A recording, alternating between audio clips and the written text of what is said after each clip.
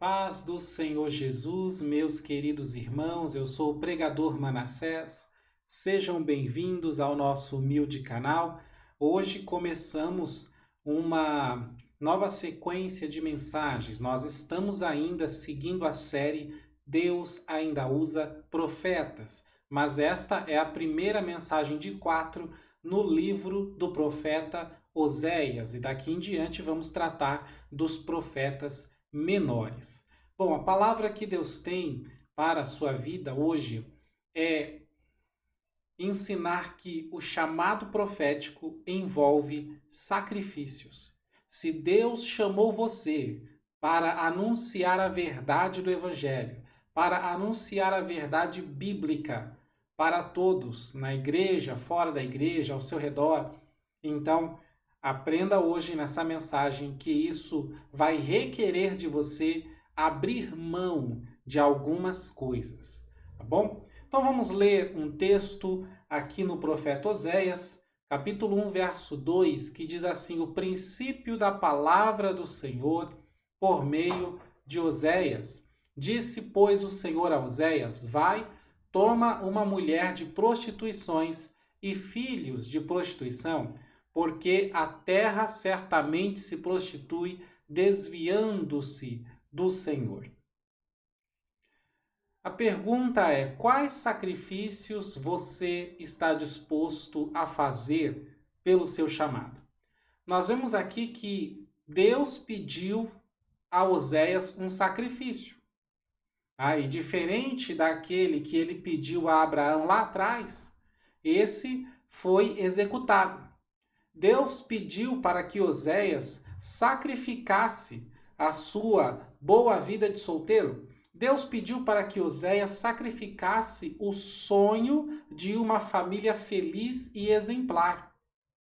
Deus pediu para que Oséias sacrificasse a opção de escolher a mulher que ele gostaria de ter para si. Porque se Deus não pedisse nada, ele poderia escolher a mais bela jovem, a mais convertida, a mais temente ao Senhor. Mas não, ele teve que sacrificar tudo isso. Tá? A forma como Deus trabalha na vida dos profetas é através do testemunho. Tá? A sua palavra, a sua mensagem, a sua pregação, a sua profecia não vai ter força nenhuma se você não tiver testemunho de vida. E quando eu falo testemunho, não estou falando de experiências que você passou um dia, uma vez só. Não. Estou falando do comportamento exemplar, tá? De como que as pessoas que estão de fora olham para você e o que elas falam de você, ok? É claro que Deus não vai mais fazer nenhum pedido parecido com esse que ele fez a Oséias para ninguém hoje, é claro, tá? Mas isso não significa que o profeta de hoje não terá sacrifícios a fazer. A lição aqui é: você sofre aquilo que Deus quer falar. Você sofre aquilo que Deus quer falar. Aleluia. É um comportamento comum de Deus, algo que Deus costuma fazer com os seus profetas, é fazer com que o profeta possa viver na pele para depois pregar. É que ele sinta um pouquinho daquilo que Deus está sentindo para que ele possa então falar. Tá? Se Deus está incomodado com o pecado, Deus faz muitas das vezes o profeta também ficar muito incomodado com o pecado. Tá? Aquilo que está incomodando Deus geralmente incomoda o profeta também. E ali ele está vivendo a experiência e vai poder pregar com base nisso. No caso de Oséias, Deus está dizendo através da vida de Oséias para Israel, mais ou menos isso. Deus está dizendo: eu sou exemplar, eu sou perfeito em tudo, ainda assim aceitei para mim uma esposa imoral como você, Israel, e tenho suportado a sua traição desde então. Ora, o que está acontecendo? Para quem não conhece a história, nos dias do profeta Oséias, o pecado no meio do povo de Israel estava se multiplicando. Eles estavam adorando vários deuses, adorando deuses e levantando altares, levantando postes ídolos para esses deuses. E isso estava incomodando o Senhor Todo-Poderoso, o único Senhor. Então Deus, através da vida de Oséias, transmite uma mensagem fortíssima, tá? Colocando Oséias como um tipo de Deus e a mulher com quem ele se casou, um tipo de Israel, do povo, da nação israelita, para mostrar, para desenhar para esse povo, porque quando o povo está no pecado, ele tem uma extrema dificuldade de entender, de ouvir, de perceber o que Deus está falando. A pessoa, quando está no pecado, ela dificilmente consegue decifrar a mensagem de Deus. Tá? É interessante, por exemplo, que o Caim, ele soube que pecou, ele recebeu a repreensão de Deus, tá? Mas nos dias de Oséias, o povo parecia não saber que estava pecando, e por mais que Deus levantou Oséias e vários outros profetas para falar com esse povo, eles não se arrependeram, eles nem se entristeceram pelo que eles estavam fazendo, tá? De tão cegos que estavam dentro do seu pecado, tá? O testemunho da vida de Oséias é uma mensagem viva para o povo, tá? E tem gente que pensa que Oséias não se casou com uma meretriz, que ele não se casou, que isso foi uma parábola, que isso foi algo assim simbólico, né? Que essa foi a mensagem que Oséias pregou, não foi o que ele viveu, foi o que ele pregou. E desde quando Deus manda alguém pregar algo que não vive? Deus fez com que ele vivesse a mensagem na pele primeiro, para depois pregar a mensagem. Tá? E o que prova que isto não é uma parábola é um detalhe que está no verso 3. Diz assim: foi-se, pois, e tomou a Gomer, ou Gomer, filha de Diblaim. Está dando o nome da esposa e está dando a descendência da esposa, de onde que ela vem, de quem que ela é filha. Você vai encontrar parábolas no livro de Isaías, você vai encontrar parábolas nas profecias de Jeremias, de Ezequiel, entre outros dos profetas maiores e menores. Mas em nenhuma delas você vai encontrar nomes de pessoas, descendência, filho de um, filho de outro. Você não vai encontrar esse tipo de coisa. Nem nas parábolas de Jesus você encontra isso. Tá? Quando é uma parábola, não se dá nome aos personagens, ok? E é por isso que quando Jesus contava uma história real, ele dava nomes. Por exemplo, nós sabemos que a parábola do rico e do Lázaro é uma história real. Tem grande chance de Jesus estar falando de um caso real, porque ele deu o nome de Abraão, deu o nome do Lázaro, tá? Então existe uma diferença, né, de uma parábola que é simbólica e de uma parábola que é verdadeira. Ok? Nós temos uma série aqui só das parábolas de Jesus que você pode acompanhar e ver a interpretação de cada uma delas. Tá? E no caso do livro de Oséias, isto não é uma parábola. Porque os demais profetas, quando eles vão falar em parábolas, eles avisam, eles dizem: ouçam essa parábola, ouçam essa história, ouçam esse conto. Aqui no livro de Oséias não tem nada parecido com isso. Pelo contrário, ainda dá o nome da mulher e de quem ela é filha. Então, sim, Oséias, felizmente ou infelizmente, ele se casou com uma meretriz, tá? A pergunta é: isso está certo? Se casar com uma meretriz não seria um pecado? Deus mandou o profeta pecar? Bom, de maneira nenhuma, tá? Porque Deus é alguém que não pode suportar o pecado na sua presença. Veja Salmos 5, versos 4 e 5. Deus, ele é 3 vezes santo. Isaías 6:3, 1 Pedro 1:16. Deus jamais pediria ou incitaria alguém a pecar. Veja Tiago 1:13. Agora, casar não é pecado. Casamento não é pecado.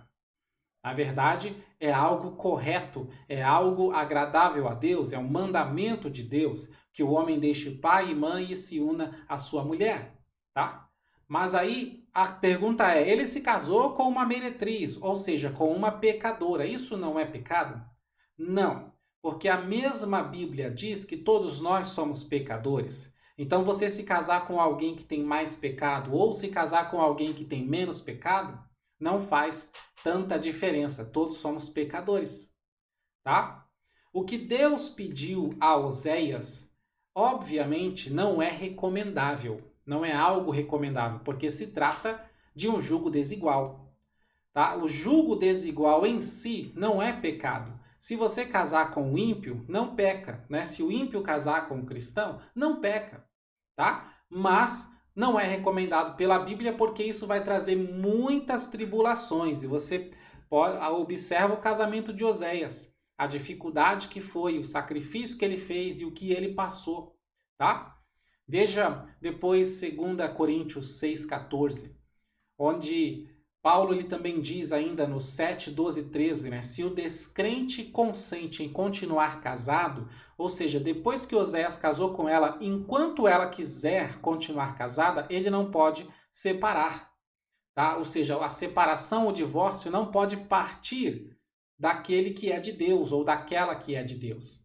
Porque Paulo disse, se o descrente quer continuar casado, não o deixe. Veja, 1 Coríntios 7, 12 e 13. Isso significa que se o descrente quiser se afastar, quiser o divórcio, então você dá o divórcio, porque Deus nos chamou para a paz. Glória a Deus.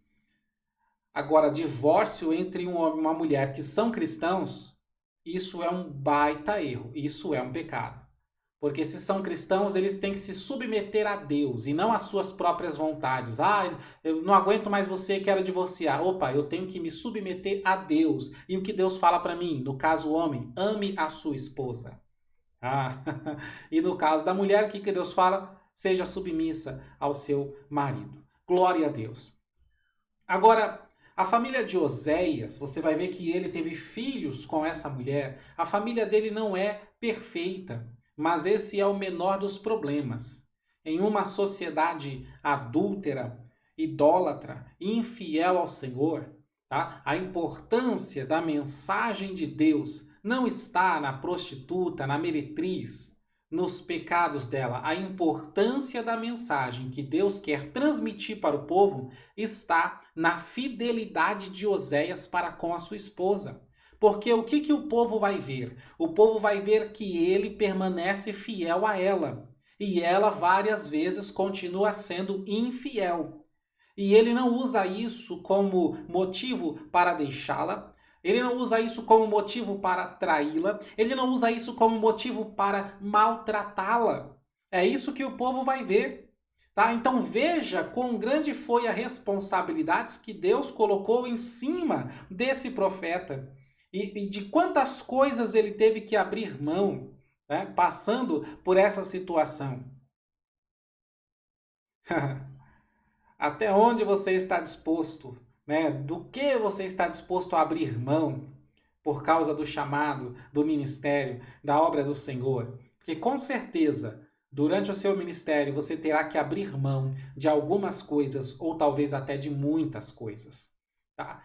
Este cuidado, esse amor, essa fidelidade de Oséias representam uma pequena fração do amor, da fidelidade, do cuidado de Deus para com o seu povo Israel.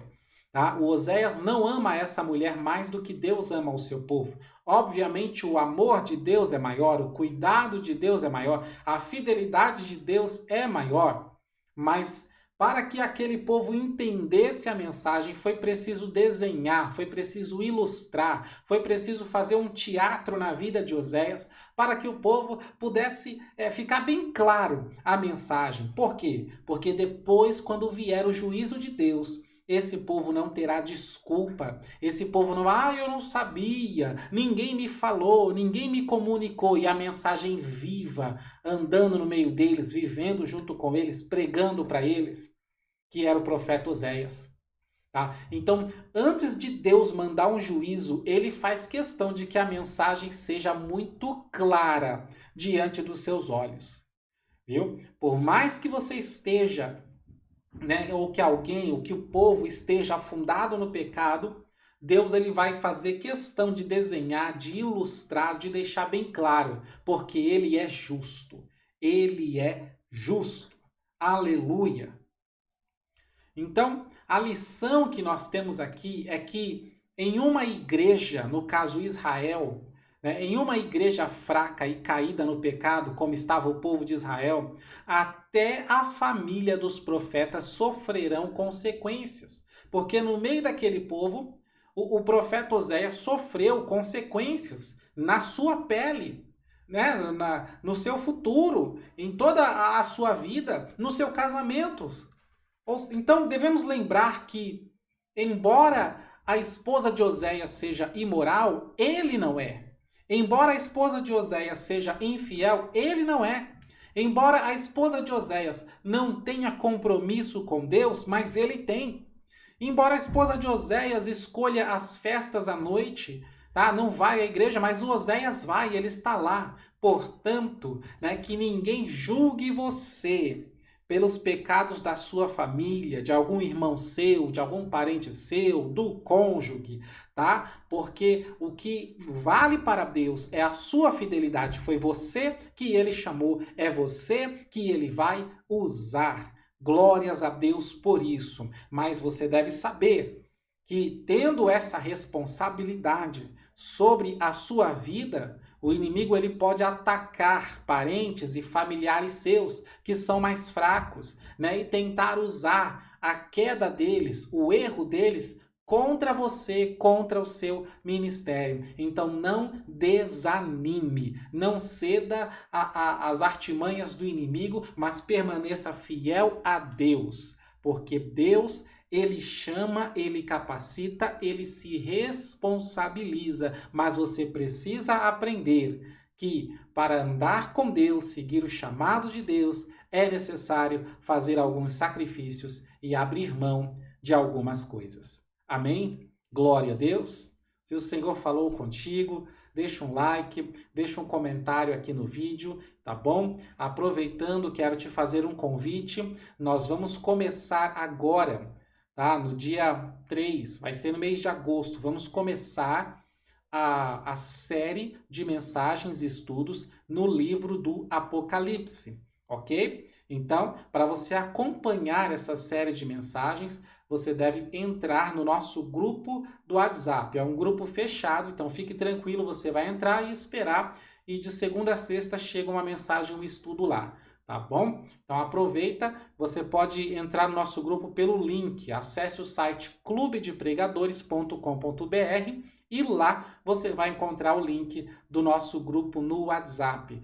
tá bom? E isso é gratuito, essa participação. Então lá a gente envia mensagens, de vez em quando enviamos alguns livros em PDF, algumas apostilas, tudo para ajudar você, homem de Deus, mulher de Deus, pastor, diácono, né, obreiro da casa do Senhor, a ter mais subsídio, né, a ter material para ensinar, para pregar, para fazer a obra de Deus como ela tem que ser feita. Amém? Vou ficando por aqui. Um abraço. Deus abençoe sua vida, família e ministério em nome de Jesus.